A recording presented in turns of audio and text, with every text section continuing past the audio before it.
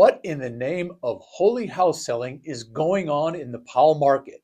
If I were to ask you, what year do you think more homes were sold through June, 2023 or 2024? Oh, you thought I'd answer right away? Well, guess what? You're going to have to keep watching to find out. In this edition, I'll present you three comparison metrics related to the Powell housing market and some additional information worth noting. You digest it, make your own conclusions, and if they're different than mine, and they probably will be, leave your comments below. I'm Brian Comer with Berkshire Hathaway Home Services, the American Realty Center in Columbus, Ohio. And if you're a Powell homeowner considering selling your home, be sure to watch this entire episode. Let's make some comparisons between 2023 and 2024. Comparison number one, the number of homes sold year to date through June, of course. In 2023, Powell saw 354 homes sell. In 2024, Powell saw 259 homes sold, 59 fewer homes this year compared to last year. There's your answer to the question I posed at the beginning of the episode. And see, you didn't have to wait too long for the answer. Anyway, in the month of June, we saw the largest delta to date. 33 fewer homes were sold this June compared to last June. 92 sold last June, 59 this June. Second comparison, or comparison number two, if you will, speed of sale. In the first 6 months of this year, 50% of the homes sold between 1 and 10 days. Of the 59 homes that sold in June of this year, a whopping 40 of them sold in the first 10 days of being on the market, or about 67%. What caused this? This is a dramatic change from May, when only 12% of the homes sold in the first 10 days of being on the market. Leave your comments below for me to evaluate. Comparison number three, the number of homes sold in May 2024 compared to June of 2024. In May, there were 66 homes sold with a total value of $39.9 million in sales. In June, there were 59 homes sold with a total volume of $35.6 million. The question to all of you is, what conclusions, if any, can you draw from this data? Well, here's mine. The number of homes sold in June was slightly less than in May, but only 7. Is that anything to get excited about or bad? I don't think so. Houses are still selling quickly, and about 51% of the houses sold for more than the list price. No need to get worried. At least I don't think so if you're a seller. Here's some additional information worth noting.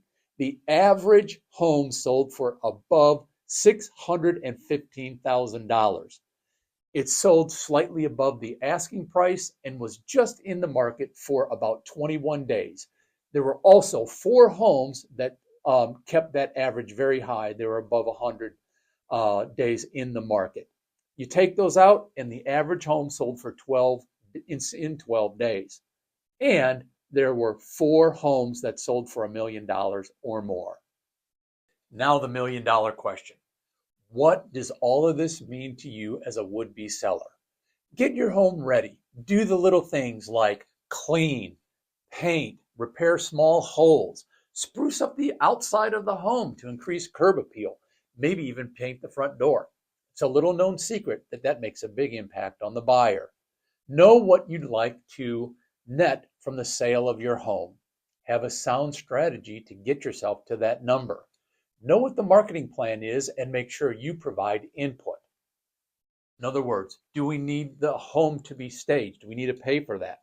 Have an open path of communication to and from your listing real estate agent, as well as multiple forms of communication. Let me know your preference and I'll accommodate you. Set specific times each day to check in with your agent. Make sure you have a way to judge the effectiveness of the marketing of your home. Price your home as if you were the buyer. What would you pay for the home if it wasn't yours? Do I offer compensation to the buyer's broker? Ask me about that, as there are some significant changes coming about real quickly that you should know about as a seller as well as a buyer. Define the ways to evaluate the offers, particularly if you're confronted with multiple offer scenario. Trust me, you'll want to define this up front. Clearly define what you'll allow the agent to communicate to buyer's agents concerning offers and pricing. List the house and be an active marketer of your own home. It never hurts because you're always the best marketer of your own home. Oh, and yeah, don't forget to make sure you've got a place to go once you've sold your beautiful Powell home. And what does all of this mean for the would-be buyer? Here's a few tips you, as the buyer, should be aware of. You and your agent better know the specifics about the micro market that the home you're looking at is in. How many other like houses are for sale in that micro market? How fast do homes sell?